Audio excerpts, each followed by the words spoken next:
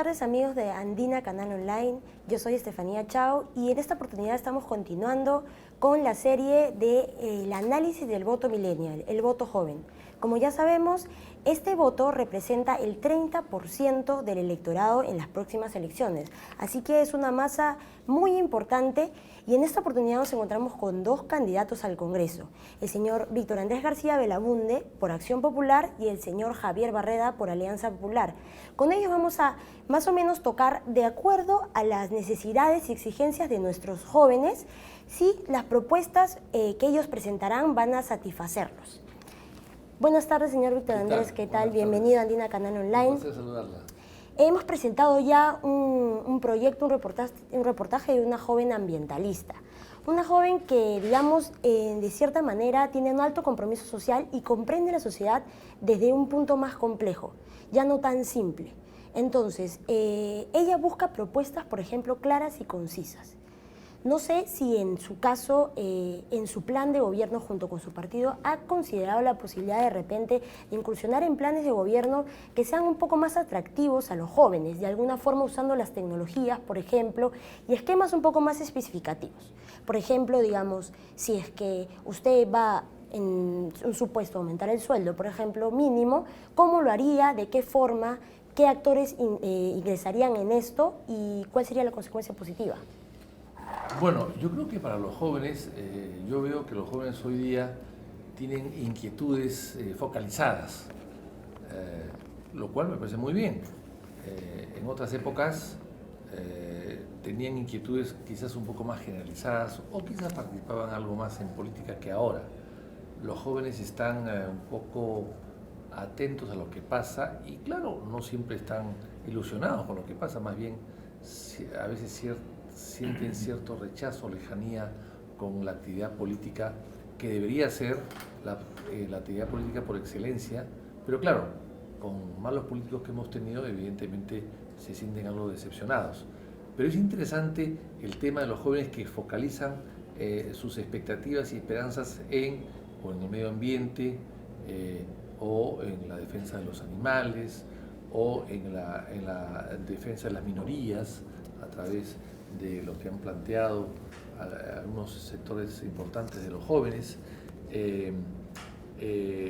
rechazo, por ejemplo, a la corrida de toros. En fin, hay una serie de temas muy interesantes que ellos tocan con pasión, con emoción, con compromiso total y sin ningún tipo de digitación externa, ¿no?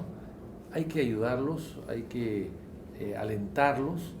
Pero hay algo que se hizo en el pasado que fue muy interesante para la vinculación del joven con la sociedad, con las comunidades, con los pueblos alejados.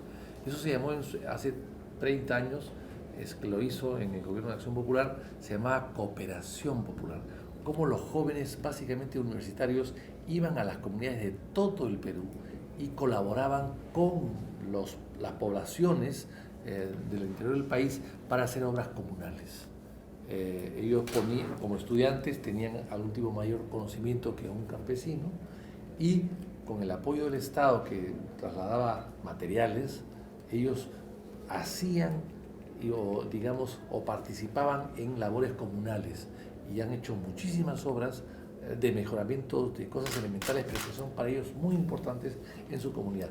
Ese programa de trabajo de la unión del estudiante con los pueblos marginales, con las comunidades alejadas, dio muy buenos resultados y que lamentablemente después se destruyó.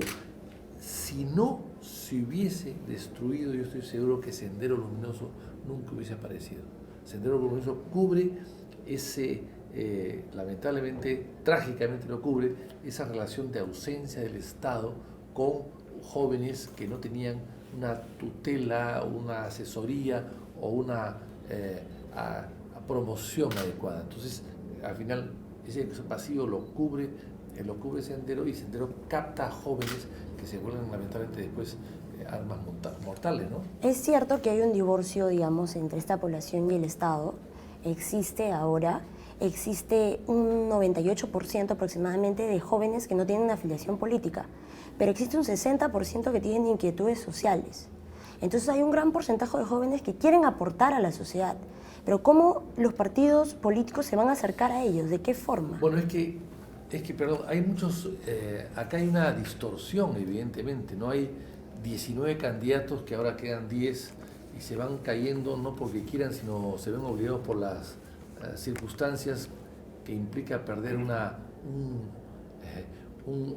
cliché, una etiqueta. Los que han renunciado son personas que no quieren perder la etiqueta, quieren tener la etiqueta o la marca de fábrica o el registro de una patente, como lo tiene mucha gente, y quieren con ese registro de una patente, que es un partido, poder participar en las próximas elecciones, y parecería que es un negocio, es un tema comercial, pero no es un tema de ideas, porque después van buscando a quién le alquilan esa patente. Entonces, ante esa decepción y ese vacío, el joven evidentemente busca otra cosa. Partidos en Perú, bueno, han habido partidos que han durado, aquí está el señor Barrera que puede confirmar, los partidos que duran 80 o 90 años, pero no es normal, no es usual, son muy pocos los partidos que en los 190 años de historia republicana que duran 60 años, como puede durar la Acción Popular, o 90, como puede durar el APRA, o otros partidos que no han llegado al siglo, nadie ha llegado al siglo. Y la democracia peruana en ese sentido es muy frágil, muy arcaica, muy rústica, y por lo tanto los partidos, al no existir, o existir uno, dos o tres nada más, no ofrecen los canales de participación a los jóvenes, y por lo tanto los jóvenes no se ven, no encuentran el puente para cruzarlo y poder participar, y finalmente o se resienten, o se inhiben, o se dedican a otras actividades formando ellos sus propios grupos, ¿no? Ok, muchas gracias, señor Víctor Andrés. Ahora vamos con el señor Javier Barreda. ¿Qué tal? Bienvenido a Andina Canal Online. Gracias. Ya ha podido escuchar un poco lo que hemos conversado con el candidato. Y bien, hay un tema importante, por ejemplo, en el tema de trabajo y jóvenes. Según una cifra del SENAJU, que es la Secretaría Nacional de Juventudes, nos dice que el 7% de los jóvenes no tiene empleo. Es una cifra baja. Sin embargo, el 60% de ellos es informal.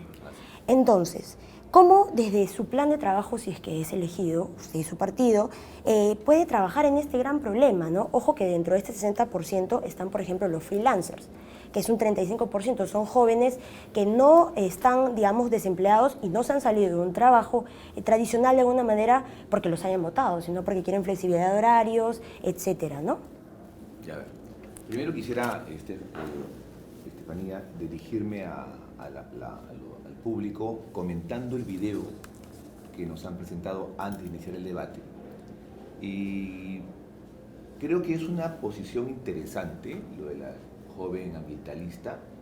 Ella dice: yo soy de Lima, pero creo que enfoca la perspectiva de un tipo de millennial o de generación Y. Es una chica de clase media que tiene motivaciones medioambientales, pero alguna vez escribí en La República, creo que a los millennials, a la generación Y, hay que dividirlos también clasistamente, es decir, hay unos millennials AB que tú me has referido, chicos muy flexibles, están en el auto, lo aspiracional, el ascenso social, cambiar las cosas, pero hay un sector millennial BCD, es decir, jóvenes del sector BCD que no encajan en el diagnóstico que hacen los estudios de marketing sobre el millennial con respecto al consumo, por ejemplo. Son chicos sin consumo y 1,5 millones de ellos no tienen posibilidad de estudiar ni de trabajar.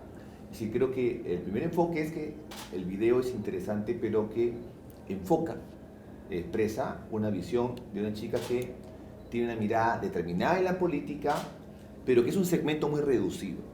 Creo que la preocupación del Estado debe estar en todos los segmentos juveniles, pero la urgencia es cómo canalizas un potencial, una esperanza, una decepción que hay en 1,5 millones de millennials que no pueden trabajar ni estudiar, que creo que es la urgencia que hay que afrontar en el Congreso con reformas educativas que amplíen la cobertura educativa técnica y universitaria, con políticas de empleo permanente y temporal que pueda un poco compensar mientras que el mercado se recupere en su crecimiento.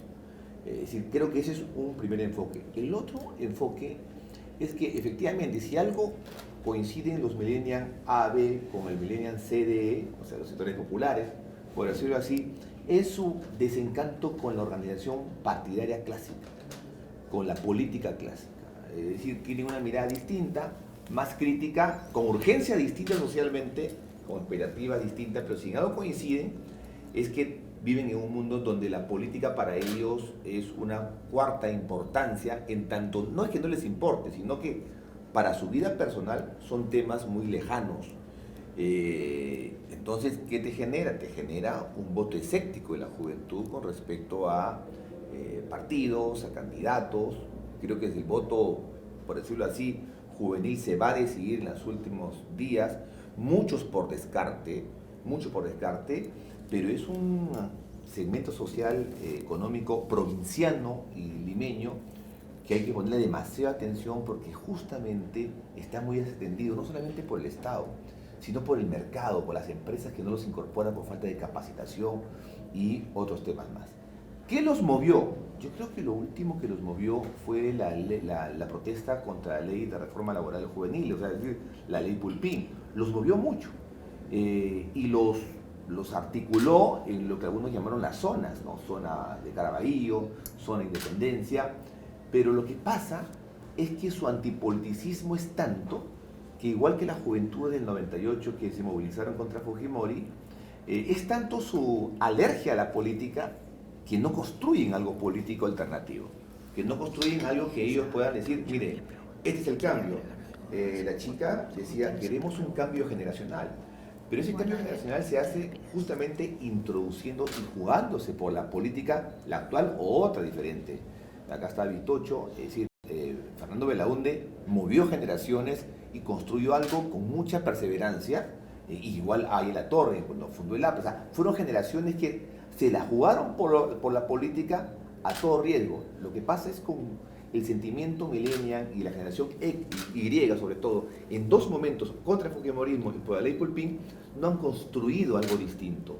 Ese cambio generacional que ella reclama, que nuestra amiga reclama en el video, no se da, no porque los partidos no quieran que se dé, sino porque el antipoliticismo de las nuevas generaciones les juega una mala pasada, les impide hacer política orgánica, estable, con liderazgos reconocidos que realmente impacten en la política en general. Es un grupo que va creciendo bastante y, como usted bien lo ha dicho, no tienen una afiliación política, pero probablemente porque los partidos de hoy tienen estructuras verticales y no horizontales. ¿Por qué? Porque son jóvenes que creen, digamos, más en lo participativo, en lo gregario, en la construcción en base a lo colectivo. Ya no buscan, digamos, el Mesías Salvador, sino trabajar en conjunto. No, ¿Cómo es que ellos...? Eso.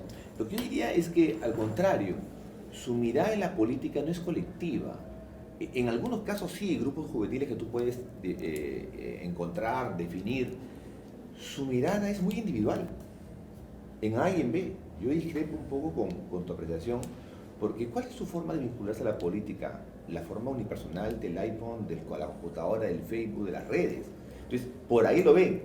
Pero tal es así que su fuerza generacional aún es incipiente, porque, por ejemplo, en un caso, decían, los millennials están con tal candidato. Bueno, el sistema, por obvias razones y por certeras razones, no lo incluyó al candidato X en el sistema, en la competición política, pero estos millennials cambiaron, hicieron un clic al candidato y se fueron a otro candidato, y se fueron a otra alternativa. Es decir, al contrario, creo que esa soledad o individualismo por medio de ver la política, por medio solamente de las redes, puede generar una discusión en redes, pero no articula algo orgánico, y creo que la política no solamente está en las redes, sino que está en la calle, en la organización, en los partidos, en los sindicatos, en los gremios empresariales, en las universidades. Estoy segura que Katia, la protagonista de mi reportaje, y yo también particularmente discreparíamos un poco con usted, porque las redes, como ella bien lo dijo, son un medio para comunicar, pero la política también se hace desde la calle, desde los movimientos sociales y las marchas. Pero mira, te digo una cosa, el movimiento más fuerte, juvenil, millennial, popular, fue contra la ley Pulpín, y el resultado de eso no fue la Constitución, y ahí yo no critico eso, sino describo una realidad. No se constituyó agentes, actores juveniles novedosos que justamente innoven la política. Esa es una percepción. He estudiado mucho el tema, tengo varios artículos sobre juventud, y esa es mi percepción adulta, tal vez de la juventud, que la puedo reconocer, los adultos a veces no vemos de toda la juventud, pero intentamos verla. Creo que es lo sano en la política, que el adulto intente ver lo que el joven piensa, aspira y quiere cambiar. Bien, señor Andrés, no sé si quisiera agregar algo más sobre este tema. No, yo estoy de acuerdo en gran parte de lo que aquí se ha dicho.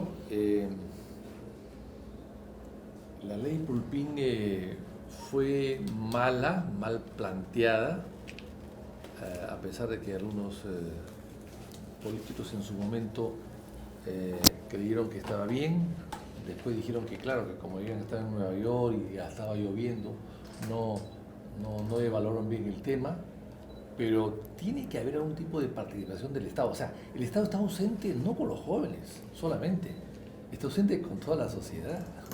O sea, yo entendería que el problema sería muy grave si el Estado solamente olvidase o dejase de lado a los jóvenes. Pero es que el Estado se ha olvidado de todos los peruanos en general, del niño, del joven, del hombre de la tercera edad, de la mujer trabajadora, se ha olvidado del hombre trabajador, se ha olvidado de la persona en general, se ha dedicado solamente a las cifras macroeconómicas, a buscar resultados estadísticos, pero no ha entrado al fondo del tema. Y a los jóvenes hoy día se sienten algo frustrados también porque no encuentran canales de comunicación para integrarse mayormente o en mayor medida a la sociedad. Y aquí se dio una ley que cubría de los 18 a los 25 años, cuando el joven de 18 es joven, cierto, pero hay jóvenes de 17, 16 que no han sido contemplados nunca, que son tan maduros a veces como uno de 18. Y sin embargo, ese joven no ha sido incluido en nada. Si el de a partir de 18 en poco o nada, a partir de 16 en nada. Yo creo que es un enfoque de la sociedad que debe ir cambiando. ¿Quisiera agregar algo más, señor Javier? No, creo que yo tengo un hijo de 17 años, ya no es generación ya Z, ¿no? Ya no es tan I, pero yo lo veo en él, ¿no? O sea, yo soy consciente de que es otro mundo. Él me está hablando, pero a la vez de su celular, y a la vez está pensando, o sea, tienen varias sintonías a la vez. Es otro mundo, o sea, decía un proverbio árabe que el joven no es hijo de sus padres, sino de su tiempo. Y efectivamente hay que hacer mucho por ellos, pero creo que las dos demandas fundamentales que esta juventud requiere ser satisfecha por el Estado y por el mercado es el tema educativo y el tema de empleo. Eso da viabilidad al país. Y después lo participativo, la reflexión, que también es importante, y como autocrítica. Nosotros dimos una ley del concejal joven que amplió los concejales municipales, provinciales y distritales a 5.000 representantes. Pero quedaron ahí. Esos jóvenes les faltó más viada, les faltó liderazgo, instrucción, porque fueron un poco, estaban en la lógica del movimiento independiente de cada alcaldía, de cada gobierno regional. Y eso justamente no ayudaba a que estos jóvenes se puedan desarrollar. Creo que la mejor forma de entender la política ahora o hacerla entender a los jóvenes es siendo absolutamente horizontales con ellos y escucharlos mucho. Decía Eugenio Tironi, un sociólogo chileno, que decía, el problema no es que los jóvenes no escuchen a los adultos, el problema es que nosotros adultos no escuchemos a los jóvenes. Hay que escucharlos, pero también en ese escucha al joven plantear algunas cosas para que ellos también replanteen los temas y no se asuma que lo joven es solamente un episodio de la vida que es transitorio, donde siempre se tiene la razón. Hay que también desde la juventud mirar el mundo con mayor amplitud, y los millennials deben pensar que hay otros millennials que tienen otras preocupaciones, no solamente el tema ambiental, que es legítimo, sino el tema de empleo, el tema de seguridad ciudadana, el tema de educación, al cual millones de jóvenes millennials no pueden acceder. Muchas gracias, Javier, muchas gracias, Víctor Andrés. Bueno, esto ha sido otra edición del Voto Millennial. No se olviden de revisar nuestro Twitter, @agencia_andina. Nos pueden buscar en Facebook también con el hashtag Voto Millennial. No se olviden de revisar los demás reportajes en www.andina.com.p, y con nosotros será esta otra oportunidad. Gracias.